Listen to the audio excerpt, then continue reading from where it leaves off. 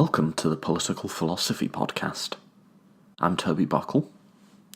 Today's episode is the second part of a two-part series with Professor Teresa Bejan from Oxford University, and in this second part we're going to be talking about political civility, and I really couldn't think of anyone better to join us to discuss this topic.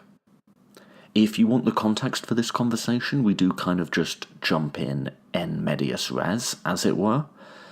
Then you're more than welcome to check out the first part of it, where we talk about the role of religion in the early American colonies, the founding of Rhode Island, and how people achieved a pluralistic, non-murderous society in spite of extreme religious differences. In this episode, we're applying some of these ideas to contemporary American debate, and we talk about civility and how it might or might not work well to further conversation rather than shut it down. So if you want the context, please do check out the first episode. If you don't care too much for context, or you're happy to just jump straight in the middle, welcome to the second part of my conversation with Professor Bejan, where we discuss civility and tone policing and political disagreement in general. There's no introductions to this one, we're just going to jump straight in. So, welcome to the show. It is my absolute pleasure to present Professor Teresa Bejan.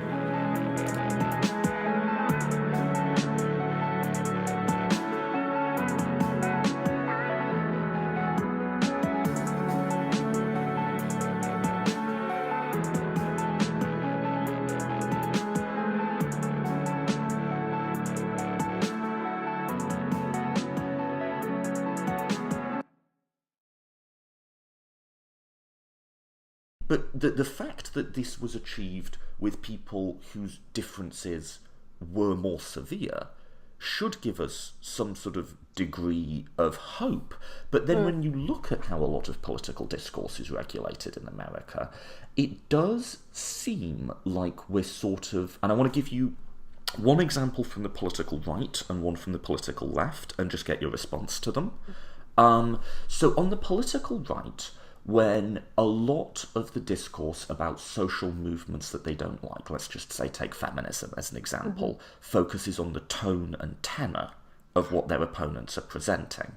So why don't we like feminists? Not us, but the conservatives. Well, they're so angry, they're so loud, they're so strident, right? Atheism is another great example, even in today's world, is it just seems like whenever you get a critique of like the modern atheist movement, of which there are valid critiques, and I've made them on the show, it's all about, well, they hurt my feelings.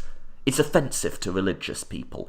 And my response as someone generally on the left is, so bloody what? Screw your feelings, right? Like, you just, no, are the ideas correct, right? Now, then there might be many valid critiques of Judith Butler or whoever, but the fact that she's angry isn't anything to do with the veracity of her decision. And there also might be legitimate reasons why feminists are angry. You know, oppression of half of the human race for almost all of humankind. You know, that might be something that's worth getting upset about, maybe, right? So let me get your response to this. The social justice types call it tone policing, that it seems like the main thing that the right focuses on social justice movements. Black Lives Matter, another great example. They're too angry. You know? So let me get your response to the way conservatives seem to just immediately zero in on tone. Yeah, well, so this is, this is an ancient tradition of zeroing in on the manner of disagreement when what you really object to is the fact of disagreement. It's funny, the point about atheists. I mean, this Richard Allistry, who's a moralist writing in the 17th century, says exactly the same thing. He says, the thing is that atheists need to realize how offensive their discourse is, and it's just, I think it's a really human response. It's one thing I wouldn't want to sort of say this is exclusive to the right? I mean, I think that you sort of see it on both sides of sort of saying, well, what I really object to is the can't you at least be civil, right? Can't you at least be civil? I'm not objecting to the fact you disagree. I'm just objecting to how you're disagreeing. But of course, what I point out in the book, and I think that early modern thinkers really reckon with in a way that we just simply don't, is that disagreement as such is disagreeable. That there's a reason that disagreeable is a synonym for unpleasant. So in fact, although instinctively you reach for, oh, well, what I object to is the way that they're just being so unpleasant about it. That's sort of that's the sort of visceral response to kind of a disagreement or someone who sort of holds a view that we dislike. But, being aware, but if you're aware of the kind of disagreeableness of disagreement, you then might have that second thought, which is, well, actually, it's the fact of this difference that I'm finding jarring. And so civility, in your view, or like the correct conception of that concept, is sort of the ability to just work through that in some sense. Yeah, it's about tolerating the disagreeableness of disagreement. I mean, that I think is nice. Civility is, civility is that above all, because that's just a fact. And that's a fact that you're not going to sort of reform or abolish or manage or, or dissolve. Right. That's just that's a feature, not a bug of human psychology and of human collective life. And so civility, if it's going to be, one thing I want to maintain in the book is, I went into writing it as a civility skeptic. And one of the things that really struck me was just how critiques of civility from the left and the right converged on this issue, sort of noticing that civility talk was used almost universally as a way to silence and exclude and suppress those on the other side. So, exactly the sort of thing you're noting with, well, so you can be an atheist, but just, it's just the way you just don't be so unpleasant about it really amounts to shut up, they explained. Yeah, there's a good body of thought in the atheist movement of like, is there really anything we can say that won't run into that? But so then, you're right, the critiques converge. I guess my concern when the left do this sort of more Lockean or Rawlsian civility policing is that it does strike me that they have a bit more legitimacy. So a big part of the modern social justice left is like, and I think feminism was the movement to start this, but it's mapped into all sorts of domains of discrimination, is really picking apart language and saying, you might not even realise it, but the language you've used is implicitly sexist or implicitly racist, and you might be committing a microaggression or some sort of like thing. But then there is the concern that accepting that critique as true, the way most people talk most of the time, is going to have is going to express gender norms that we might find problematic and so on. But if you're going to make the conversation about that, you're going to run into the same barriers, right? Of you're not actually going to get to have the conversation with the person. Now, the difference with the left is I do regard that as somewhat legitimate. Like, it surely is the case that our language embodies problematic gender norms. That's surely true. But then, if the main thing we're attempting to do, like the right always accuses of trying to police language, but maybe there's some legitimacy there. I haven't worked through that contradiction fully, and I'd be really interested in your thoughts there. Yeah, I do see the convergence, and I think that one thing that I would just like to get people to think a bit about is just is that the experience of being righteous in one's views is a pretty much universal experience. We feel it exquisitely in our own case that, oh, yes, of course I'm right, and that person is just really beyond the pale, irredeemably wrong. It's the funniest thing is that they feel exactly the same way. Doesn't mean that we're both right. It could be the fact of the matter that I'm right and they're wrong. But in terms of, just the experience and the psychology of it, that's the social fact. That's the fact we have to deal with. I worry. I think that the comparison between modern, quote unquote, sort of tone policing or political correctness. Oftentimes you hear this on the right. I mean, I think that the issue comes in when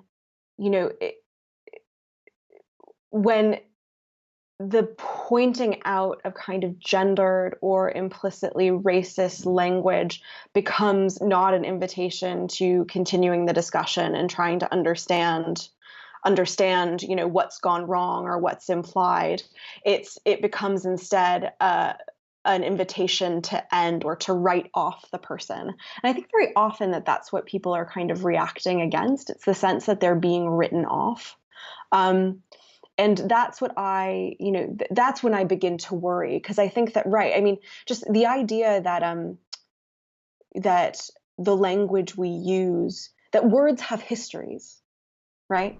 That words pre-exist us, and very often the language we use conveys meanings and sort of and ideas that are to which we're completely oblivious. I mean, that's again just a fact of what it is to be human. We're sort of born into language and we do things with it, but it also, it does things with us.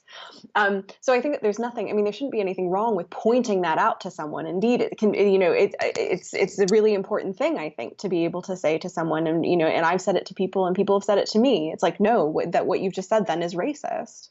It's implicitly racist. But what those people have done for me and what I think I've done for other people is that's not the end of the conversation. Right. That's the beginning of the conversation. And that's what, if I had to put my finger on what I would say is, might be a kind of crisis today, or might be a kind of crisis or a problem, particularly on the left, is that I think we're kind of getting past that idea of, well, what this is a kind of invitation to further discussion. Rather, it's the breaking point where we sort of evaluate whether someone is what do the kids say this day? Canceled? Yeah. So and so is quote unquote canceled. And that's where I think we have a lot to learn from 17th century evangelical Christians like Roger Williams, who would never cancel anyone. Or rather, he canceled everyone. Right. Because in a weird way, once you cancel everyone, you're cancelling no one. What's the thing about Roger Williams, that the only person he trusted to worship with was his wife, and he wasn't sure about her. Yeah, but that's exactly right. And my hope would be, where I have cause for optimism is I think that's the logical conclusion. The time to remember that the Rhode Island was called the latrine of New England. Yeah. So you're right. Once you've canceled everyone, and it goes back to that sense of fallenness, but actually, in terms of, the normative thrust of the book, or sort of where I think the historical account turns into a normative account, is in recovering civility as a sense of conversational virtues that are essential for a tolerant society to work. And one of those conversational virtues is epistemic humility. And that's not, it's not the same as open-mindedness. It's not even the same as a sense of one's own fallibility. What it is just a sense of the inevitable partiality of one's own perspective. Right.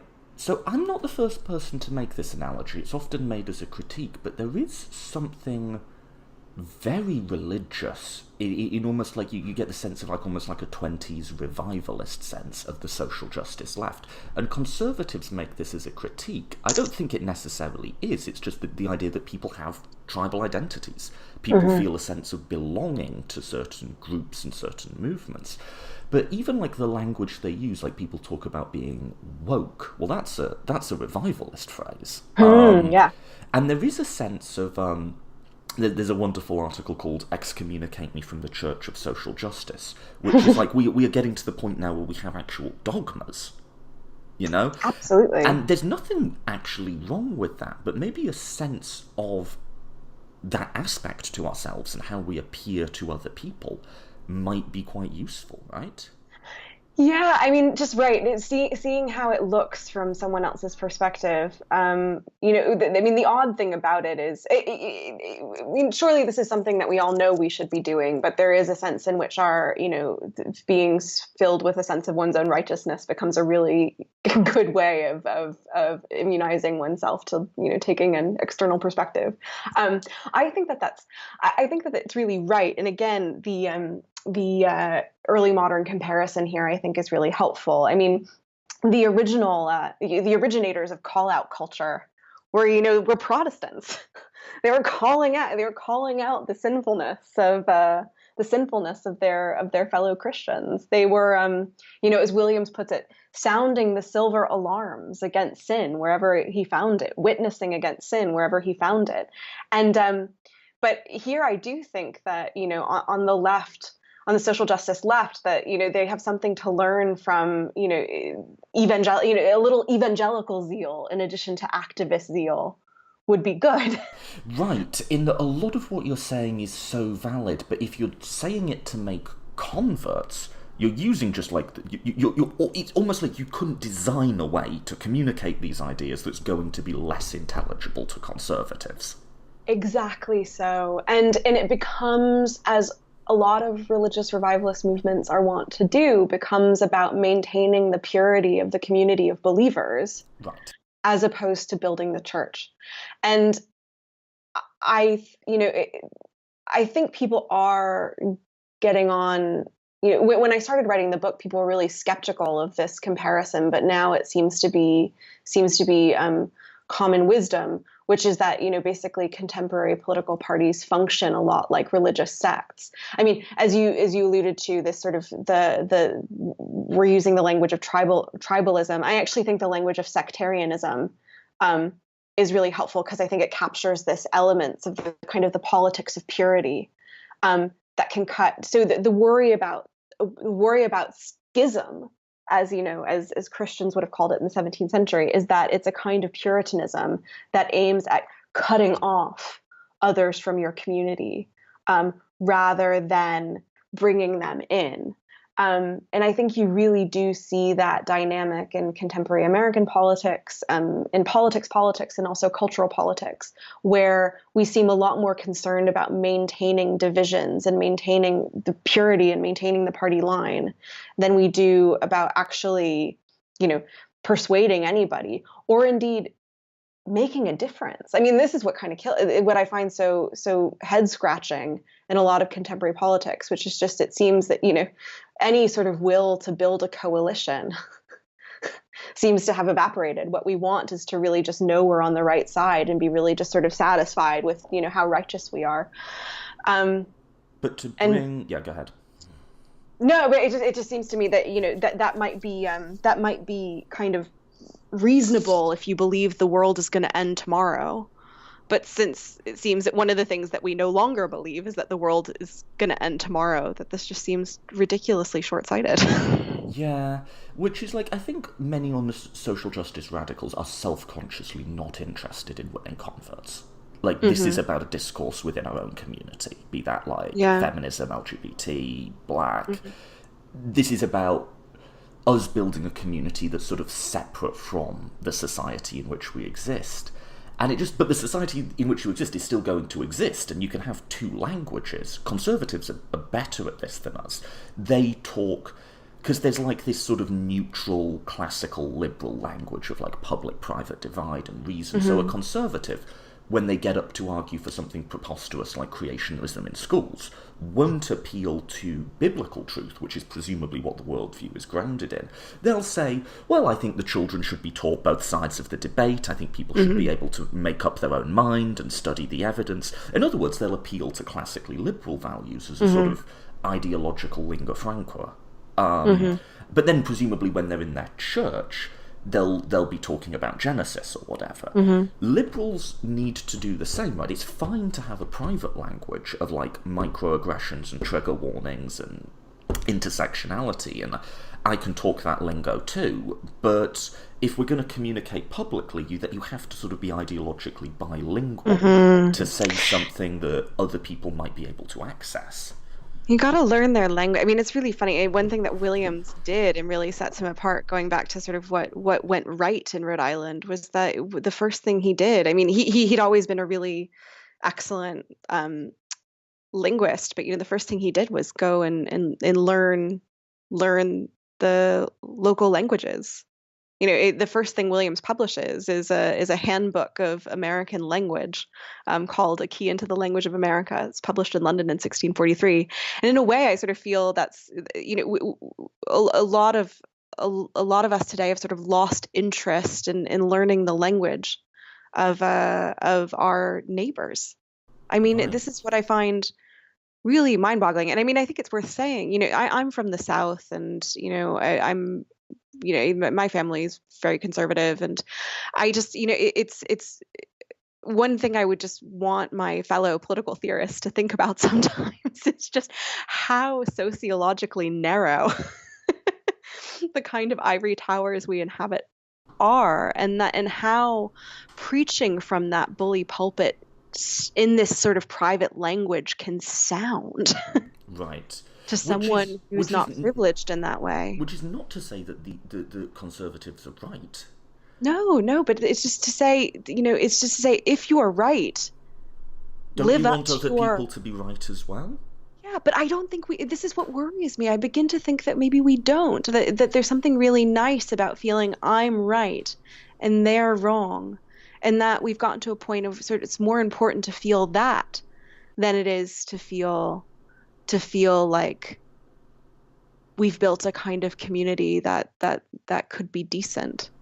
But then I would actually want to give a different vision, which is informed by. Just before I get to that, though, there's kind of a bullet biting moment. Is I know what my social justice friends would be saying right now. Hmm. They would firstly check my privilege, to use the language. They'd point out that I'm a white man saying this. Yeah, And they'd say, well, look, but you can say, well, have conversational robustness. No one's going to call you the N-word, and it's not going to hit home in the same way.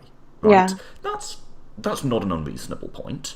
yeah. They would also say, but you're saying I have to have conversational tolerance with people who want to deny very fundamental aspects of my humanity.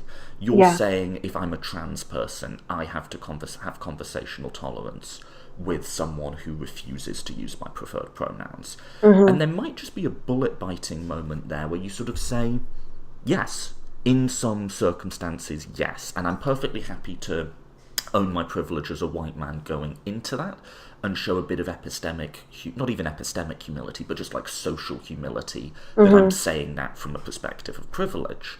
But yes, the founders of America got through, I am going to have a conversation with someone I think is worshipping the devil and is going to send my kids to hell. You can do this, you know? Yeah, and if you choose not to, do so with the knowledge of what's being forfeited there. I mean, I think that, yeah, that's a bullet I'm willing to bite, and I've been pushed on this, quite a bit in reviews and symposia about the book. But it's a line I want to hold. That's the insight. Insofar as we have to live with other people, this is a condition of living with other people on terms of mutual tolerance. Now, we might decide that we, one, don't want to live with those people, or two, can't live with them on terms of mutual tolerance. That might be the conclusion, but then I think that those are conclusions we have to own. But then And then there's a bullet to bite on the other side of that as well. Mm-hmm. Which is either we can live together or we can't. But if we're going to live together, we have to live together with people as they actually are, and that's a hard bullet to bite, especially when you map in something like racism to that. Right. But then the other bullet to bite, which I think some black radicals will, is they would say, yeah, ideally we would just have a black-only community and completely separate. And if you bite that bullet, then fine, that's at least a coherent view. But there's a bullet to bite on either side of it, right? I think that's right. And then I think considerations of political prudence do come in. I think it's a coherent view. It's an imprudent view. And I think, it's just imprudent in the sense that you can see. It's funny, you get there's a version of the Benedictine option on both sides. Can we just opt out our irredeemably sinful society, whether we see the sin as secular liberalism or the sin as racism or whatever, right? Can we just opt out and sort of have our community of the saints? And you can, but your community of the saints is then wholly dependent on and vulnerable to the whims of a society from which you've alienated yourselves. It's not. I mean, on the one hand, I don't have an at all rosy view about what coexistence is like. I think coexistence is really hard. Right. It's really hard. It's really unpleasant, but it's better than the alternative. But that brings us back to your initial point about the value of history and like this kind of weird academic division that we have. In that we have to, the challenge of political philosophy is to find a way to live in the world as the world is, or at least as the world could be, right? If you're going to start, as Rawls does, from pure abstractness, it seems inevitable that you're going to create something that creaks and groans when you try to force it onto that reality. Yeah, and there's an affective dimension as well, where it's a sort of deformation professionnelle, right? Where when we adopt that approach, that we're constantly at risk of preferring the pleasure of preaching to the converted, right? And the conversation of the like-minded. And again, thinking about politics, just seems to me a basic condition is thinking about the polity and the people as they are. And now, but here's the flip side. Here's the rosy side I'm going to give you. I mean, it's always you have to keep an eye on what's the cart and what's the horse. And it's just, this kind of view doesn't deny the possibility of social change, and it doesn't deny the possibility of social improvement at all. I endorse a sort of limited view of progress in a way, if I think as you would have to if you study this religious history. But that progress was achieved, I would say, not by sort of saying, not by making a tolerant society a condition of tolerating. It was rather, by taking this kind of this leap of faith and saying we have to live together. Right. I think there's another positive side that you don't talk about, and this is informed by my appreciating not 16th century but 18th century thinkers, John Stuart Mill most notably, of how desirable it can be on a personal level, because there's the negative of like, do I have to continue a conversation with someone who's just said something that's invalidating a key part of my humanity? There's also a sense where I actually personally can, not always, but actually find enjoyment and depth in those conversations, even without any epistemic humility on my part. And this is very much from Mill's On Liberty, the idea that even if they're wrong about everything all the time, having the discussion is still enriching to your opinion. I've learned so much arguing with complete idiots, because it just sharpens my responses, it sharpens my views. How do you knock down something that isn't even a sentence? It's just a vague, meandering nonsense. And your ability to get something that has traction on that, and like you can say something meaningful to something meaningless, is actually really enriching from like a developmental perspective. And I think there actually, in a weird way, can be something desirable about me as someone who doesn't believe in God sitting down and talking to someone who's telling me I'm going to hell, which is a very insulting thing to say. They're telling you deserve to be tortured, right?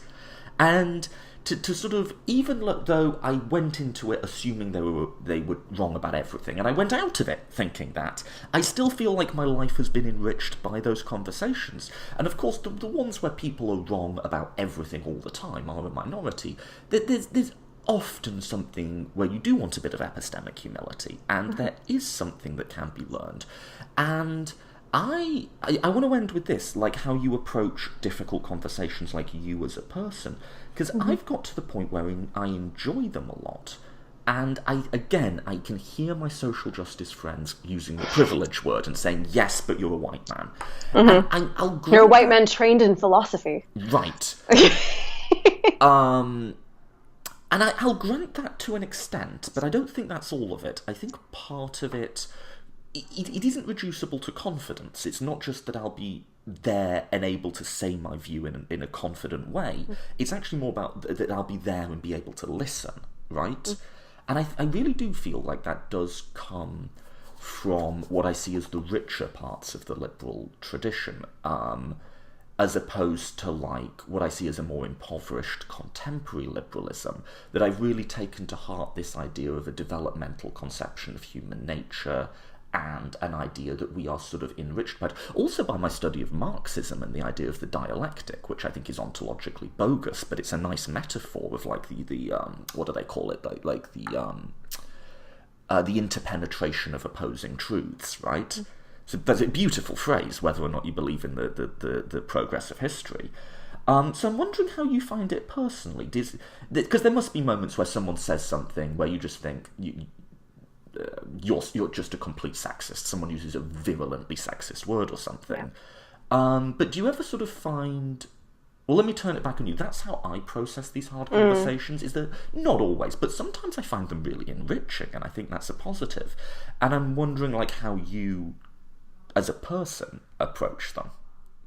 Yeah, well, I think this is an excellent question, and it's funny. I was thinking, I hadn't actually been asked this question before, but I'd always been sort of expecting it. I mean, one of the things I always joke that all dissertations are exercises in autobiography, and this one's no exception. But I'm quite different to you in that I'm not predisposed to enjoy difficult conversations. I'm not, I'm quite conflict averse. I get really anxious, but then once I'm in it, I get so much out of it. And that's the thing. So for me, I have the really strong, even today, right? Even though this is now my business, still have that sense of like, oof, and I think maybe partly it's a gendered thing. I think partly it's a personality thing, but yeah. So I've always liked the kind of million case. I remain kind of skeptical of the million case because I think that it is really, character dependent, and sort of, that people are very different when it comes to how much they benefit or how much they enjoy disagreement. But I would say that, so you talk about the Marxian dialectic. I mean, I would appeal to the sort of Platonic or Socratic dialectic, that there is just something about truth and what it means to be human and what it means to know that it can only really be accessed in disagreement with another person.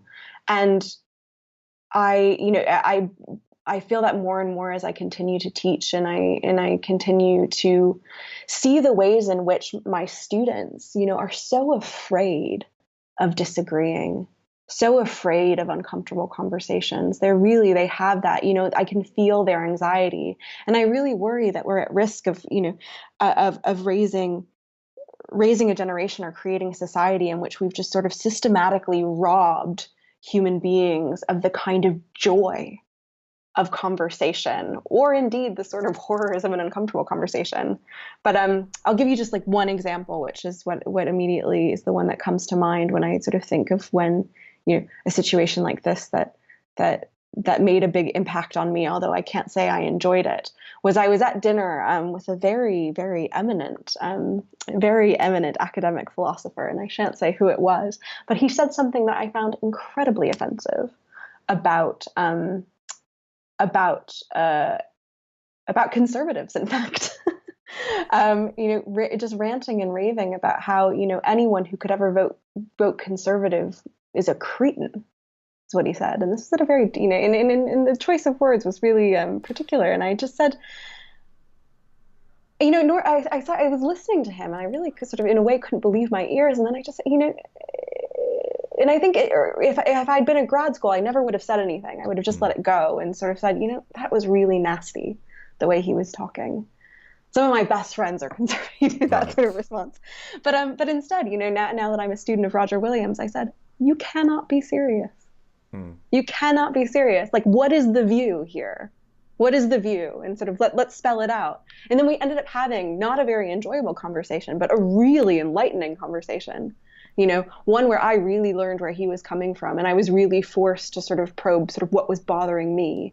And the very best thing about it, maybe I can say, is that it was at a dinner. One of my very best students was sitting next to him, and then I talked to the student about it later, and just that sort of experience of watching two adults and two academic philosophers having a really uncomfortable disagreement on the basis of offense. I just think they may not be fun, but there's nothing like it. Yeah, so there's we've got to close soon, I know, but there's like two levels to this, right? There's firstly, do you like it in the moment? And then there is it good for you in a deeper sort of personal and intellectual growth and what it means to be fully human sense, right? So I think whether you like it in the moment is just sort of, that's a character thing that might reduce, that might be somewhat to do with like socialization. I bet it must relate to gender in some way. I sort of admit that I do. I just find them fun and funny sometimes. Like some of my favourite things that people have ever said about me. So me and Aaron Ra, this atheist YouTube personality, did a podcast where we, in a very sort of mainstream way, said that the atheists need to not stop knocking feminists. And someone wrote me and said, I quote, "You are every bit as bad as Hitler." And like, how do you not get a kick out of that, right? And one more quick example. I've only ever been peer-reviewed once, because I'm not an academic, I didn't do a PhD, but I had this project I was interested in, and I eventually got it published in Michael Frieden's journal, because I sort of knew him a bit. And one of my peer reviewers, in his, you know how you get like anonymised peer review, highlighted 3 sentences that I'd written, copy-pasted them into his peer review, and said, in spite of the presence of verbs, none of these 4 utterances are sentences. That's amazing. Oh my god, it is funny. On the one hand, it's like, oh well, we don't want to trivialize the way in which words can hurt, but there's also a way in which the exquisite torture of an academic and investing all of your being into the quality of your prose, and you get these sorts of things back. You're like, oh. I was told that my entire first page could profitably be reduced to 2 sentences. That one I remember. But that's right. I mean, I think you can train yourself. I mean, and that's the other thing. The Roger Williams had a strong sense of, and you really see in the practice of toleration, is that it does change you. And, we can describe it as toughening it up. We can describe it as thickening skins. And I think that lots of people rightly sort of say, oh, well, the demand for thick skins always falls disproportionately on certain people. I think that that's clearly true, but that doesn't then mean that a more equitable demand for thickening skins isn't going to be necessary in a tolerant society. And I hold to the view that tolerant societies are not only possible but preferable. Yeah, and even if it's not pleasant in the moment, I bet both of our writing got better after those jabs were thrown at it. Absolutely. So, and then there's equivalent for like you as a person, right? Like I've had really uncomfortable conversations about race with some of my black radical friends who I alluded to earlier, that I wouldn't go as far as to say I enjoyed, but like, am I a better person for having them? There's no doubt. Yeah.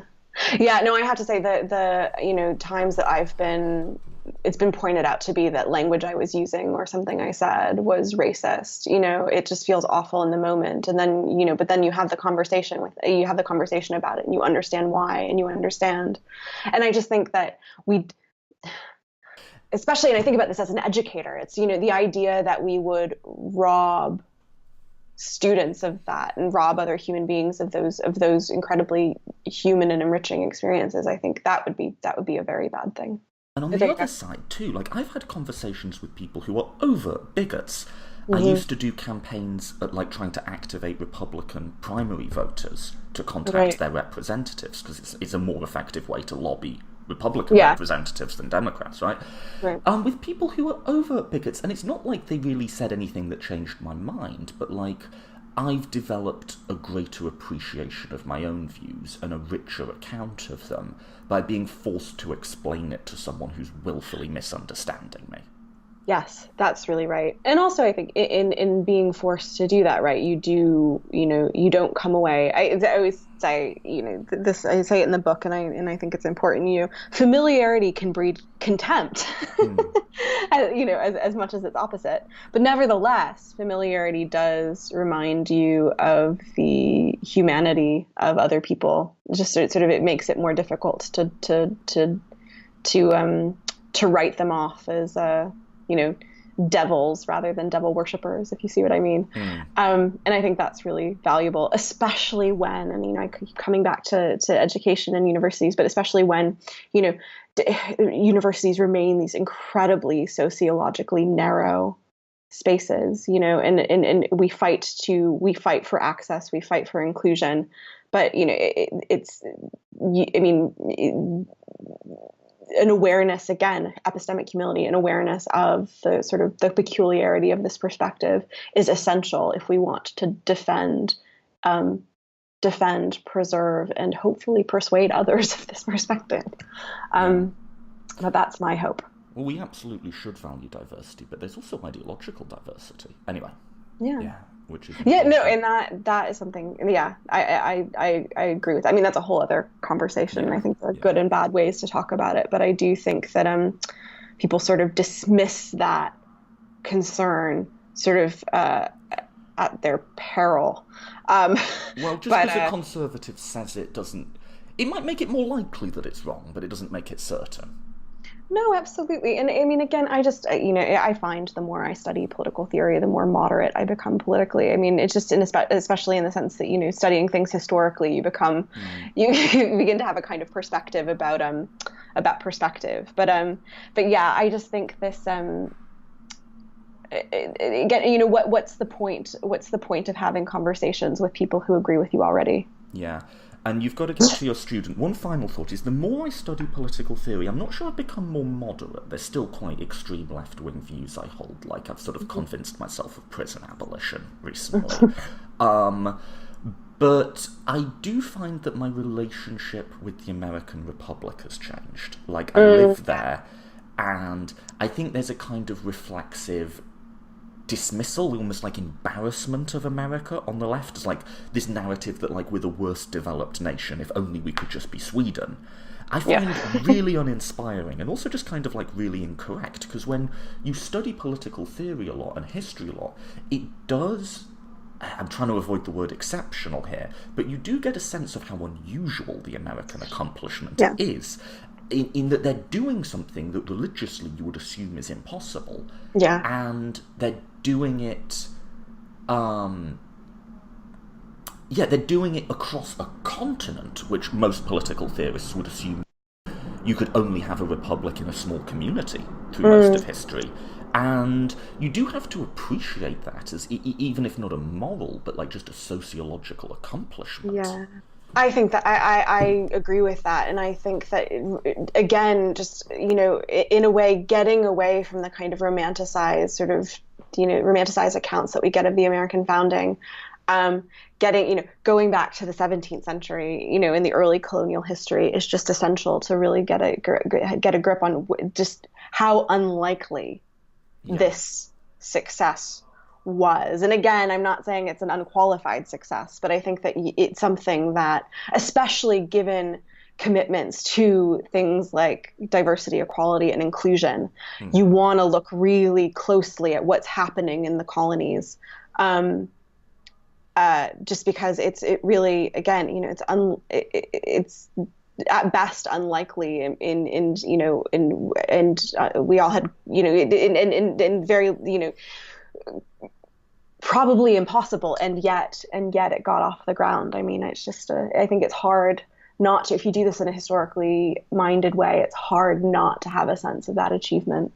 And I think that it's a lesson worth remembering. And again, just because I think it encourages us to, on the one hand, not take unmurderous coexistence for granted.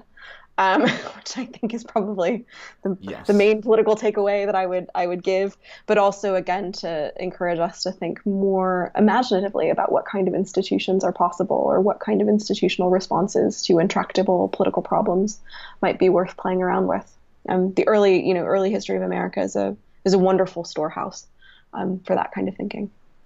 Cool. Let's pause there. If people want to follow you, get your book, where should you go? You're on Twitter, right? Yeah, I'm on Twitter. So it's at TM Bejan. And you can get the book on Amazon. And yeah, those are probably the best ways. And you can also find me on the Oxford website. Cool. I'll link to all of that when I put it up. Thank you so much for your time today. Brilliant. Well, Toby, thank you. This was really enjoyable. Really enjoyable. I wish, hopefully we'll have a chance to talk again, because I think that I think all of these themes are really important.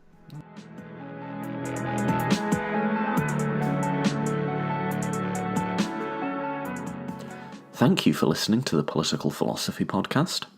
If you're enjoying the show, there's a few different ways you can support it. We suggest a donation of $2 per episode, and I talked at length about the suggested donation feature on the first part of this series, so you're more than welcome to check that out. But the basic idea is that if you get the same value from this show as you would from a cup of coffee, consider sponsoring it on that basis. And that allows us to keep putting out the show for free to anyone who wants to listen to it in a format that's ad-free. You can also share the show on your own social media, tag friends, or forward it to friends who might be interested, and all of that helps us grow and continue to get these conversations out there. And as ever, a big thank you to everyone who has supported the show and who does share our updates. I'm really genuinely grateful for everyone who does that.